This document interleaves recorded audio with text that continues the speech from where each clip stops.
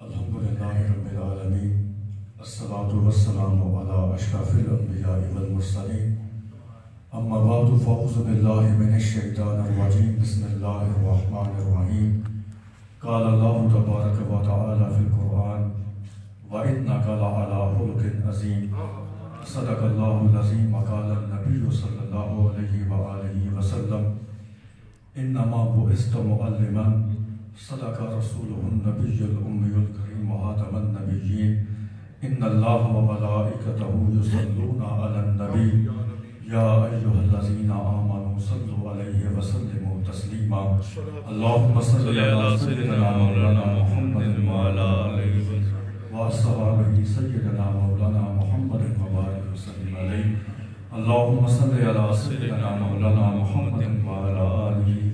وصحبہ سیدنا مولانا محمد وبارک وسلم علیہ۔ سرور کہوں کہ بعد کو مولا کہوں تجھے، باغ حلیل کا گلے زیبا کہوں تجھے، تیرے تو وصف اے بے تناہی سے ہیں بری، حیران میرے شاہ میں کیا کیا کہوں تجھے، لیکن رضا نے حتم سخن اس پہ کر دیا، حالق کا بندہ حلق کا آقا کہوں تجھے، اور وہ دانائے سبل ختم الرسل مولائے کل جس نے غبار راہ کو بخشا، فروغ وادی سینہ نگاہ عشق و مستی میں وہی اول وہی آخر، وہی قرآن وہی فرقان وہی یاسین وہی طٰہٰ۔ انتہائی قابل عزت احترام میرے بزرگوں، دوستوں اور اسٹیج پر موجود علماء و مشائخ کرام، میں سب کی خدمت میں سلام محبت پیش کرتا ہوں۔ السلام علیکم ورحمۃ اللہ وبرکاتہ۔ میرے عزیز دوستوں، میرے بھائیوں، میرے بزرگوں، بالخصوص نوجوانوں، نماز عشاء سے لے کر اب تک آپ مسجد میں بیٹھے ہیں، نعت شریف سن رہے ہیں، درود و سلام سن بھی رہے ہیں، پڑھ بھی رہے ہیں۔ اللہ رب العزت کی بارگاہ میں یہ التجا ہے کہ وہ ہماری اس کاوش کو اور حاضری کو اپنی بارگاہ میں قبول فرما کر اس محفل پاک کو ہم سب کے لیے بروز قیامت بخشش کا باعث بنا دے۔ عزیزان محترم، میں بغیر کسی تمہید کے، بغیر کسی تحریر کے اور بغیر کسی جو ہے وہ گزارشات کے اپنی گفتگو کو آگے لے کے چلتا ہوں۔ وقت کی مناسبت کو ملحوظ ہاتھ رکھتے ہوئے چند لمحوں کے لیے میں آپ کے سامنے چند گزارشات کروں گا اور آپ سے رخصت چاہوں گا۔ دعا ہے اللہ رب العزت ہمیں حق کہنے کی توفیق عطا فرمائے اور حق کو سن کر اس سے بڑی بات یہ ہے کہ ہمیں قبول کرنے کی توفیق عطا فرمائے۔ عزیزان محترم، محبت حسن کی محتاج ہوتی ہے۔ حسن چاہے جذبے کا ہو، چاہے سیرت کا ہو، چاہے صورت کا ہو، بہرحال یہ بات حقیقت ہے کہ محبت جو ہوتی ہے وہ حسن کی محتاج ہوتی ہے۔ آپ پھول کے پتی کو دیکھ لیں، جب تک وہ تر و تازہ ہوتی ہے لوگ اس کو زیب گلو کرتے ہیں، ماتھے پہ سجاتے ہیں، گلے کا ہار بنا دیتے ہیں۔ جب تک جوانی سلامت رہتی ہے، انسان کے بازوؤں میں قوت ہوتی ہے، اس کا سینہ بالکل تر و تازہ ہوتا ہے، اس کے قدم چلنے کی طاقت رکھتے ہیں، اس کے کان قوت سماعت رکھتے ہیں، اس کی نگاہیں دیکھنے کی طاقت رکھتی ہیں، اس کے جو انفس یہ سانس لینے کی قوت اس کے اندر پائی جاتی ہے، تو انسان زندگی کی بہاریں محسوس کرتا ہے۔ بہرحال یہ بات حقیقت ہے کہ محبت، عشق، الفت اور عقیدت جو ہے یہ کسی نہ کسی صورت میں حسن کی محتاج ہوتی ہے۔ وہ حسن چاہے جذبے کا ہو، جس طرح ماں کو اپنے بیٹے کے ساتھ محبت ہوتی ہے، بیٹے کو اپنے والدین کے ساتھ محبت ہوتی ہے، بیٹا بدصورت ہی کیوں نہ ہو، والدین بدصورت ہی کیوں نہ ہو، لیکن یہ جو محبت ہے یہ محبت جذبات کی محبت ہے، رشتے کی محبت ہے، عقیدت کی محبت ہے۔ بالکل اسی طرح میرے دوستوں، میرے بھائیوں، صاحب عقل اور صاحب شعور لوگوں، اس بات کو ذرا توجہ سے سنیں کہ محبت ہمیشہ حسن کی محتاج ہوتی ہے۔ آپ کو کوئی راہ چلتا انسان، نوجوان، صاحب سیرت صورت ہے، اس کا حسن بہت خوبصورت खूबसूरत है, चेहरा बड़ा खूबसूरत है, आप उसको टकटकी बांध के देखते रहते हैं, आप अपने ज़हन में ये तसव्वुर करते हैं इस इंसान का चेहरा कितना खूबसूरत है। आप किसी खूबसूरत दुशीला को देख लेते हैं, उसका हुस्न आजकल के नौजवानों की जिंदगियां तबाह बर्बाद करके रख देता है। बहरहाल हर दौर में ऐसा हुस्न हमें देखने को मिलता है, ऐसे वाकयात हमें सुनने को मिलते हैं कि जब हुस्न किसी मोहब्बत किसी चीज का गर्विदा हो जाती है, हुस्न किसी को आशिकारा हो जाता है, तो उस शख्स के शब रोज मुंतशिर हो जाते हैं। वो बिल्कुल अपनी जिंदगी तबाह हाल महसूस करता है। जब तक वो अपने महबूब की जलवा नमाई देख नहीं लेता, उसको सुकून मुयस्सर नहीं आता। बिल्कुल इसी तरह मेरे दोस्तों, चांद अपनी चांदनी के हुस्न की वजह से लोगों में मोहब्बत का एक उन्सर रखता है। सूरज अपनी रोशनी की चमक और दमक आबोताब की वजह से लोगों के दिलों में अपना घर करता है। ये बात तो हकीकत है कि मोहब्बत जो होती है वो हुस्न की मोहताज होती है। लेकिन मेरे दोस्तों, मेरे भाइयों, कायनात की जितनी मोहब्बतें हैं, दुनिया की जितनी मोहब्बतें हैं, वो एक ना एक दिन खत्म हो जाती हैं। फूल की पत्ती है, मुरझा जाती है, जवानी है, खत्म हो जाती है, सूरत का हुस्न है वो मान पड़ जाता है, बुढ़ापा आ जाता है, चेहरे पे छाइयां पड़ जाती हैं, आंख का हुस्न है ये खत्म हो जाती है, इंसान का हुस्न है वो एक दिन कब्र तले चला जाता है। बहरहाल जिस चीज का भी हुस्न है, दौलत का हुस्न है खत्म हो जाता है, माल का हुस्न है खत्म हो जाता है, औलाद का हुस्न है वो भी एक दिन कब्र तले चली जाती है, माँ बाप के रिश्ते मुनक़ते हो जाते हैं, कब्र तले चले जाते हैं। लेकिन मेरे दोस्तों, मेरे भाइयों, अगर कोई साहिब मोहब्बत ये सवाल करे कि मुझे तो मोहब्बत करने का जुनून है, मुझे इश्क करने का जुनून है, मैं तो ऐसी चीज की आरज़ू में रहता हूं कि जो मुझे हुस्न में, जिसमें मुझे हुस्न नजर आए, मैं अपनी मोहब्बत उस पर कुर्बान कर दूं। मैं तो ऐसी सौगात की आरज़ू में रखता हूं कि मुझे वो चीज नजर आए, मैं अपनी अकीदतें उसके कदमों तले कुर्बान कर दूं। तो हमें कायनात की उस अजीम हस्ती से एक ही सदा आती है कि तुम अगर उस हुस्न को देखना चाहते हो जिसका हुस्न कभी खत्म नहीं होने वाला, जिसका हुस्न कभी मांद नहीं पड़ता, जिसका हुस्न कभी मुंतशिर नहीं होता, जिसके हुस्न को कभी सवाल नहीं आता, तो वो हुस्न एक ही है और वो हुस्न ज़ाते मक्के मुस्तफा का हुस्न है। मेरे दोस्तों, मेरे भाइयों, इस महफिल पाक में मौजूद मेरे मोहब्बत करने वालों, अल्लाह के नबी का जिक्र सुनने वालों, ये बात हकीकत है कि मोहब्बत हुस्न की मोहताज है। और हुस्न,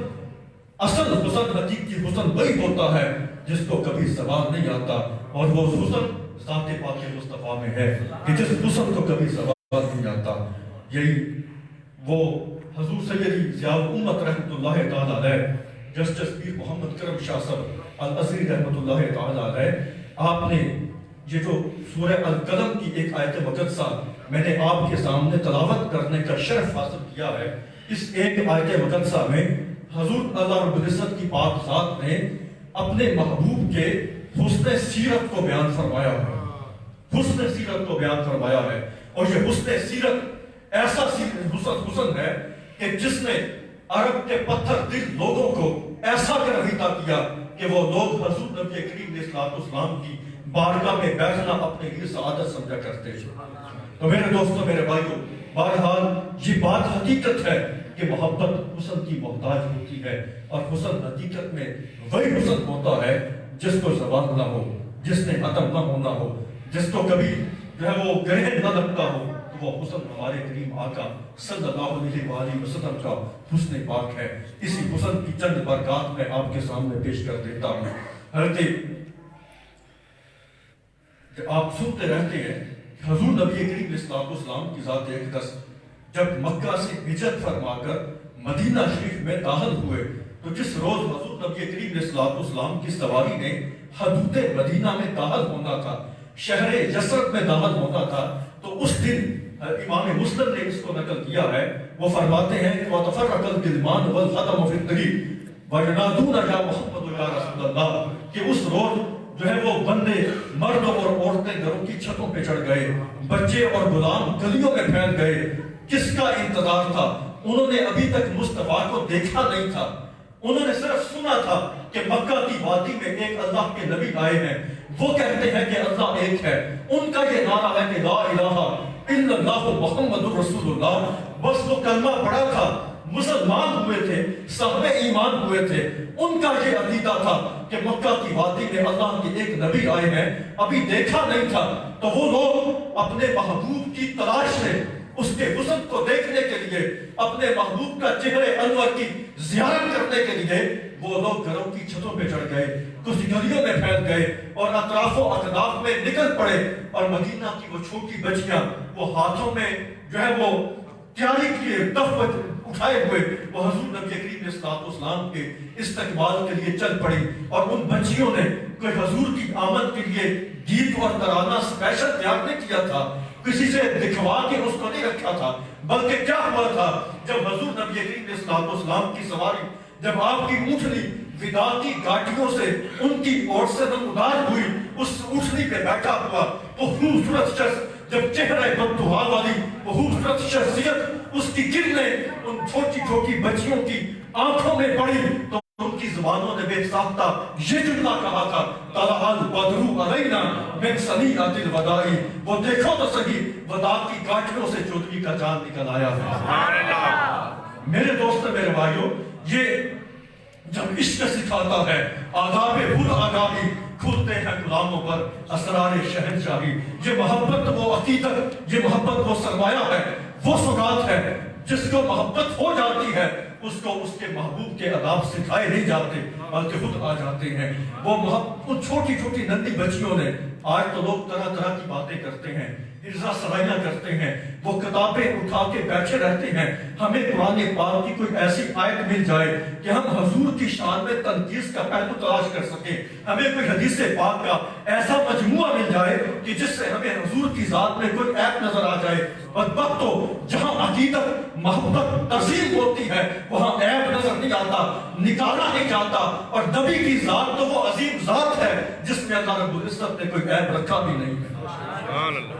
کوئی نقص رکھا بھی نہیں ہے۔ اس لیے میرے دوستوں میرے بھائیوں، ہمیں عقیدہ سیکھنا ہے تو کم سے کم مدینہ کی ان چھوٹی بچیوں سے سیکھ لو جو اپنی زبان حال سے یوں پکار اٹھی، ان کے دل نے یہ صدا دی تھی، ان کے زبانوں نے یہ صدا دی تھی، اور ان کے جذبہ محبت نے یہ صدا دی تھی کہ طلع البدر علینا، اور مدینہ والوں دیکھو تو صحیح وہ وداع کی گاٹیوں سے طلوع ہونے والی وہ اونٹنی، اس اونٹنی پہ بیٹھا ہوا وہ نورانی شخصیت، اس کے چہرے کو دیکھو، وہ چہرہ نہیں گویا چودھری کا چاند طلوع ہو رہا ہے۔ میرے دوستو میرے بھائیوں، یہ محبت کے رشتے اور جو ناطے ہوتے ہیں یہ عقیدت اور احترام کے ہوتے ہیں۔ آج ہماری زبوں حالی کی حالت کا سبب یہ ہے کہ ہم لوگوں نے ادب کا دامن چھوڑ دیا ہے۔ یہ حالیہ چند دنوں میں بڑی دل ہراشی کے ساتھ، بڑی جو ہے وہ جسارت کے ساتھ میں ان علماء مشائخ کی موجودگی میں اس بات کا اظہار کر رہا ہوں کہ پچھلے چند ماہ سے، چند عرصے سے جس طرح کی واض و نصیحت اور واض و تبلیغ ہمارے مسلک میں ہو چکی ہے، میں یہ کہتا ہوں کہ اللہ اگر ایسا ہوتا، وہ واض و نصیحت نہ ہی ہوتی تو دین کو اتنا نقصان نہ ہوتا جتنا نقصان ہم لوگوں نے دیا۔ میرے بھائیو میرے دوستو، جب انسان ادب کا دامن چھوڑ دیتا ہے تو اس کے پاؤں پھر کبھی بھی ٹکتے نہیں ہیں۔ جب انسان احترام کا دامن چھوڑ دیتا ہے تو پھر اس کے پاس کوئی قوت باقی نہیں رہتی۔ علم الگ چیز ہے، انسان کا اچھی تقریر کر دیتا ہے، یہ الگ چیز ہے، لیکن جس انسان کے پاس نور بصیرت نہیں ہے، وہ سامنے بیٹھے ہوئے لوگوں کے دل کے حالات نہیں چھوڑ سکتا، ان کے معاشرتی حالات نہیں سمجھ سکتا، ان کے معاشرتی مسائل نہیں سمجھ سکتا، اور ان کی اصلاح بھی نہیں کر سکتا۔ ابھی ہمارے بھائی تقدیریں بدلنے کی بات کر رہے تھے، اور میرے دوستوں میرے بھائیوں، میں تم سے کہتا ہوں تقدیریں نہ بدلو، کچھ نہ کرو، خدایا بس ایک کام کرو، اس امت کو ضرورت ہے ایک ایسے رہنما کی ضرورت ہے جو ان کے انگلی پکڑ کے ان کے کردار کو ٹھیک کر دے، ان کے احوال کو ٹھیک کر دے، ان کی سیرت کو ٹھیک کر دے۔ آپ خود سوچیں، میں نے جو قرآن پاک کی آیت مقدسہ پڑھی ہے، میں چند منٹوں کے لیے بس آپ کے سامنے موجود ہوں۔ میں نے اس قرآن پاک کا موضوع اس لیے اس گفتگو کا موضوع اس لیے چنا ہے کہ آج ضرورت ہے جو عالم دین ہوتا ہے وہ معاشرے کی نبض پہ ہاتھ رکھ کے وہ یہ چیک کرتا ہے کہ اس معاشرے کو ضرورت کس چیز کی ہے۔ عالم دین وہ نہیں ہے کہ جو آپ کی مرضی کی تقریر آپ کو سنا کے جائے۔ میرے دوستوں، میرے بھائیوں، یہ سمجھنے کی بات ہے، نماز اثر کسے کہتے ہیں؟ آپ ڈاکٹر کے پاس جاتے ہیں تو کیا آپ ہارٹ پیشنٹ ہیں، شوگر کے پیشنٹ ہیں، تو کیا آپ نے ڈاکٹر صاحب سے جا کے کبھی کہا ہے کہ حضرت مجھے پیناڈول دے دیں، مجھے جو ہے وہ کوئی طاقت کی گولی دے دیں، میں شوگر کا مریض ہوں، مجھے ہارٹ پیشنٹ کی گولی دے دیں؟ نہیں، بلکہ آپ پہلے ٹیسٹ کرواتے ہیں،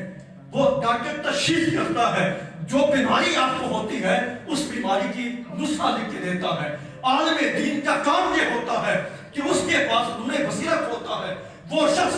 جو تقریر کرنے آتا ہے، واضح نصیحت کرنے آتا ہے، جو آپ کی اصلاح کرنے آتا ہے، اس شخص کو جس بات کا علم اور اندازہ ہونا چاہیے کہ میرے معاشرے میں کس گفتگو کی ضرورت ہے، میرے معاشرے کو کس بات کی ضرورت ہے، میرے معاشرے کے اندر کون سا علم عطا کیا جائے گا تو پھر انسان کی اصلاح وجود ہو سکے گی۔ میرے بھائیوں، میرے دوستوں، خدا کے لیے میں انتہائی مجھے خوشی محسوس ہوئی،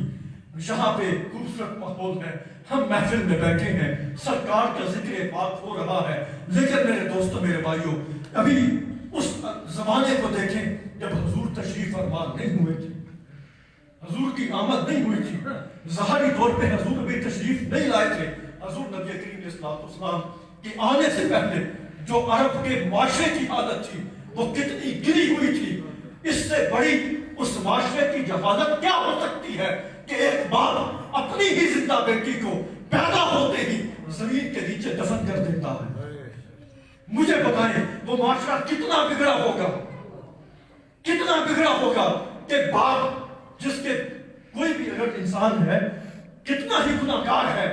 لیکن انسان کی انسانیت پھر بھی یہ گوارا نہیں کرتی کہ وہ اپنی چھوٹی سی بچی کو، چھوٹے سے ننھی سی بچی، اپنی نہ صحیح کسی کی بچی کو زندہ زمین میں دفن کر دے۔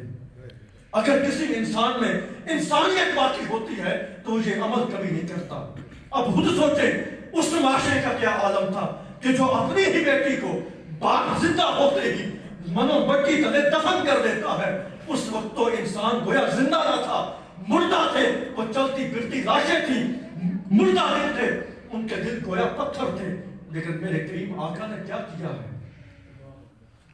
میرے کریم آقا نے کیا ہے؟ ہم یہ تو بیان کرتے ہیں حضور آئے، حضور کے آنے سے بت کدے گر گئے، آتش کدے بجھ گئے، محلات روشن ہو گئے۔ یہ ساری باتیں سچ ہیں، لیکن میرے دوستوں، میرے بھائیوں، کبھی اس عوام کو یہ بھی بتاؤ کہ جب ہمارے حضور آئے تھے تو وہ لوگ جو اپنی بچیوں کو زندہ زمین میں دفن کیا کرتے تھے، میرے کریم آقا نے آ کے ان لوگوں کی اصلاح فرمائی اور انہی کے سامنے بیان فرمایا کہ یہ جو تمہاری بیٹی ہے جب یہ ماں بن جاتی ہے اس کے قدموں تلے تمہاری جنت ہے۔ میرے دوست، میرے بھائیوں، کوئی کتنا ہی سنگ دل کیوں نہ ہو، اس کی آج ہم کہتے ہیں فلاں شخص بہت سنگ دل ہے، پتھر دل ہے، ہم اس کی اصلاح نہیں کر سکتے۔ آپ خود سوچیں حضور نبی کریم علیہ السلام نے کن کی اصلاح فرمائی؟ حضور نے کن کی اصلاح فرمائی؟ وہ لوگ جو پتھر سے بھی زیادہ سخت دل کے مالک ہیں، میرے کریم آقا نے ان کو اپنے سینے سے لگا کے ان کی بھی اصلاح فرمائی۔ میرے کریم آقا نے ان کو حسن سیرت سکھایا ہے، میرے کریم آقا نے ان کو ایسے ایسے کردار سکھائے ہیں۔ آپ خود سوچیں حضور نبی کریم علیہ السلام نے جب اعلان نبوت فرمایا، حضور علیہ السلام نے اعلان توحید بیان فرمایا تو ان لوگوں نے سوال کیا کہ آپ کے پاس کیا دلیل ہے کہ رب ایک ہے؟ کیا دلیل ہے؟ ظاہر ہے حضور علیہ السلام نے دعویٰ کیا تھا اللہ رب العزت کے ایک ہونے کا کہ خدا ایک ہے۔ اب کن کے سامنے دعویٰ کیا تھا؟ وہ لوگ جو اپنے اپنے خدا خود بناتے تھے، اپنے گھروں میں رکھتے تھے، جو اپنے اپنے خدا کو خود بنا کے خود مانتے، فلاں قبیلے کا فلاں خدا ہے، فلاں قبیلے کا خدا فلاں خدا ہے۔ ان لوگوں کے سامنے اللہ کے محبوب نے اعلان فرمایا یہ خدا نہیں ہے جن کو تم اپنے